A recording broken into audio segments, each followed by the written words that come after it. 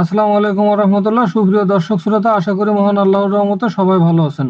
প্রতিষ্ঠান প্রধান ও সহকারী প্রধান নিয়োগ প্রস্তুতির আরো একটি ভিডিওতে সবাইকে স্বাগতম জানাচ্ছি। আজকের আয়োজনে থাকছে সাধারণ জ্ঞান, বাংলাদেশ ও আন্তর্জাতিক বিষয়গুলি।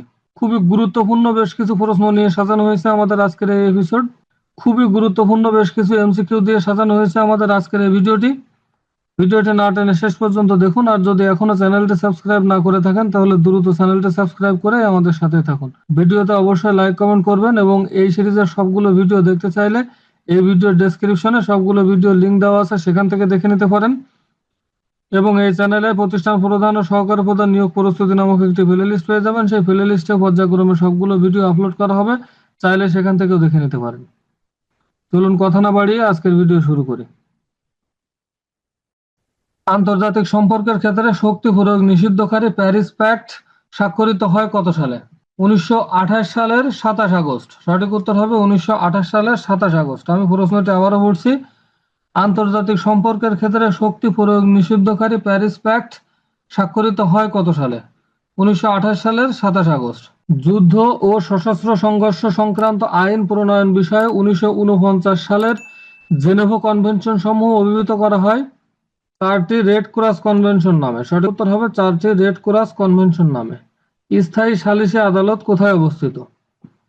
হেগ, নেদারল্যান্ডসের হেগ শহরে অবস্থিত। মানবাধিকার বাস্তবায়নের লক্ষ্যে কখন আন্তর্জাতিক চুক্তি স্বাক্ষরিত হয়? 1966 সালে। মানবাধিকার বাস্তবায়নের লক্ষ্যে কখন আন্তর্জাতিক চুক্তি স্বাক্ষরিত হয়? 1966 সালে এই চুক্তি স্বাক্ষরিত হয়। ইসিএ এর সদর দপ্তর কোথায় অবস্থিত? আদ্দিস আবাবা। সঠিক উত্তর হবে আদ্দিস আবাবা। ইসিএ এর সদর দপ্তর আদ্দিস আবাবাতে অবস্থিত। ডেটন শান্তি চুক্তি স্বাক্ষরিত হয় কত সালে? 1995 সালে। ডেটন শান্তি চুক্তি স্বাক্ষরিত হয় 1995 সালে। কোন চুক্তির মাধ্যমে ইসিই প্রতিষ্ঠা লাভ করে? রোম চুক্তির মাধ্যমে। রোম চুক্তির মাধ্যমে ইসিই প্রতিষ্ঠা লাভ করে। এমআইজিএ কখন গঠিত হয়? মিগা কখন গঠিত হয়? 1988 সালে। বিখ্যাত ল্যান্ডমার্ক টাওয়ার অবস্থিত কোথায়? টোকিওতে। বিখ্যাত ল্যান্ডমার্ক টাওয়ার টোকিওতে অবস্থিত। হ্যারি পটার কি? সর্বাধিক বিক্রিত একটি শিশুতোষ বই। সর্বাধিক বিক্রিত একটি শিশুতোষ বই হলো হ্যারি পটার। বিশ্বের সবচেয়ে প্রাচীন সভ্যতা কোথায় গড়ে উঠেছিল? মেসোপটেমিয়ায়। বিশ্বের সব থেকে প্রাচীন সভ্যতা গড়ে উঠেছিল মেসোপটেমিয়ায়। নিকারাগুয়ার কন্টা বিদ্রোহীরা কোন দেশের সমর্থনপুষ্ট ছিল? যুক্তরাষ্ট্র। নিকারাগুয়ার কন্টা বিদ্রোহীরা যুক্তরাষ্ট্রের সমর্থনপুষ্ট ছিল। ইসরায়েল প্যালেস্টাইন রোডম্যাপ কর্মসূচির উদ্দেশ্য কি? সহিংসতা বন্ধ করে 2005 সালের মধ্যে স্বাধীন প্যালেস্টাইন রাষ্ট্র প্রতিষ্ঠা করা। এই প্রশ্নটি অনেক আগের একটি প্রশ্ন। নিচের কোন দেশটি জি7 ভুক্ত নয়? রাশিয়া। নিচের অপশনে রাশিয়া হলো জি7 ভুক্ত দেশ নয়। ব্রেটন উডস ইনস্টিটিউট নিচের কোন সংস্থাকে বোঝায়? আইএমএফ। ব্রেটন উডস ইনস্টিটিউট নিচের কোন সংস্থাকে বোঝায়? আইএমএফ। সঠিক উত্তর হবে আইএমএফ। প্রথম কোলন শিশু ইভ এর জন্ম তারিখ কত? ডিসেম্বর 26, 2002। প্রথম কোলন শিশু ইভ এর জন্ম হলো December 26, 2002। A long walk to freedom বইটির লেখক কে? Nelson Mandela. সঠিক উত্তর হবে Nelson Mandela. Line of control বলতে কোন দুটি দেশের সীমান্তবর্তী রেখাকে চিহ্নিত করে? ভারত ও পাকিস্তান। লাইন অফ কন্ট্রোল বলতে ভারত ও পাকিস্তানের সীমান্তবর্তী রেখাকে চিহ্নিত করে। বাংলাদেশের স্বাধীনতা যুদ্ধে বীরত্বপূর্ণ অবদানের জন্য কতজনকে বীর উত্তম উপাধি ভূষিত করা হয়? 68 জন। সঠিক উত্তর হবে 68 জনকে। জিয়া সার কারখানায় উৎপাদিত সারের নাম কি? ইউরিয়া। জিয়া সার কারখানায় উৎপাদিত সারের নাম ইউরিয়া। বাংলাদেশের জাতীয় পতাকার ডিজাইনার কে?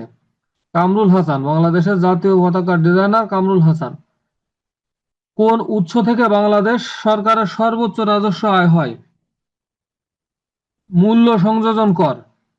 সঠিক উত্তর হবে মূল্য সংযোজন কর।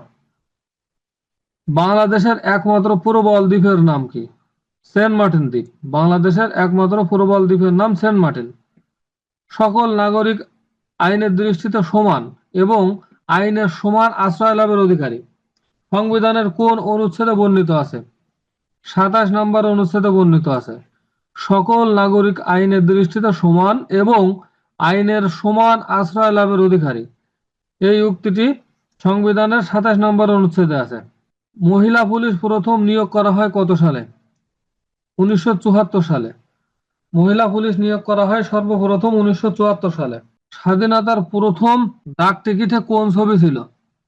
শহীদ মিনার। স্বাধীনতার প্রথম ডাক টিকিটে শহীদ মিনারের ছবি ছিল। বাংলাদেশের সর্বপ্রথম জাদুঘর কোনটি? বরেন্দ্র গবেষণা জাদুঘর।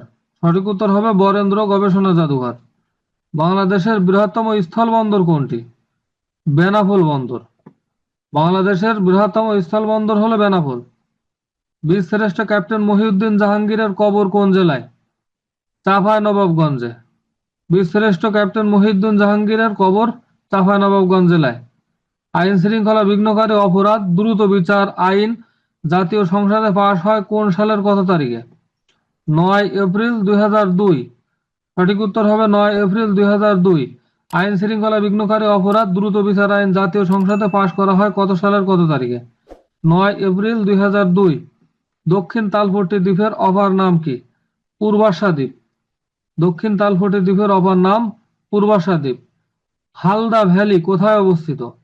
খাগড়াছড়িতে অবস্থিত। হালদা ভ্যালি খাগড়াছড়িতে অবস্থিত।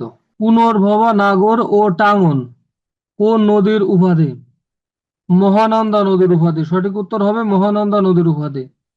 প্রাচীন পূর্ণনগর কোথায় অবস্থিত? মহেস্থানগড়ে অবস্থিত। উপমহাদেশীয়দের মধ্যে ঢাকা বিশ্ববিদ্যালয়ের প্রথম ভাইস চ্যান্সেলর কে?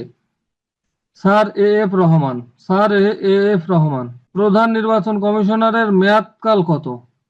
৫ বছর। সার্কভুক্ত কোন দেশের দূতাবাস বাংলাদেশে নেই? কোনটি নয়, অপশনে কোনটি সঠিক নয়।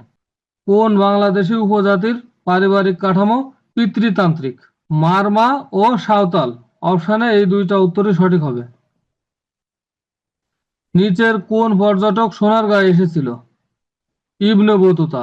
বাংলাদেশে বর্তমানে কয় স্তর বিশিষ্ট স্থানীয় সরকার ব্যবস্থা চালু আছে?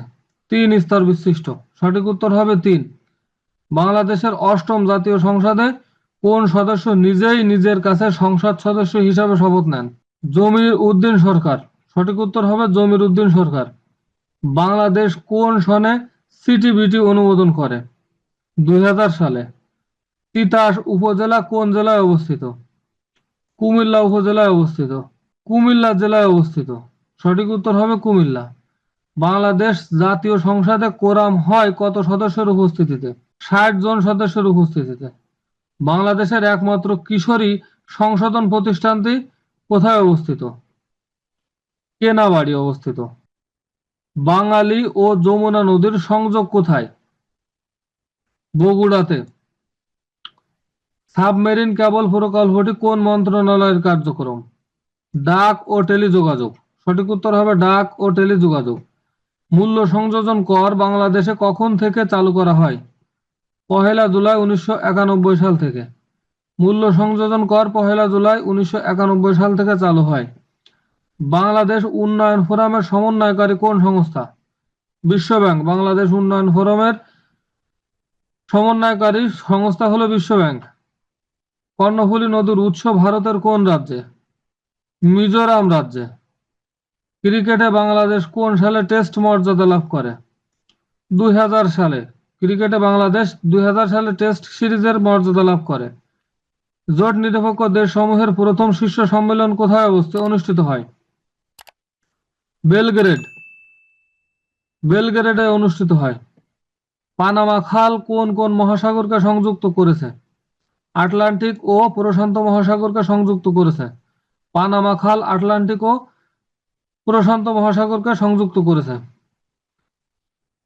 কে লৌহ মানবী বলে পরিচিত? Margaret Thatcher. সঠিক উত্তর হবে মার্গারেট থ্যাচার। আবু গরিব বলতে কি বোঝায়? একটি জেলখানা। আবু গরিব হলো একটি জেলখানার নাম।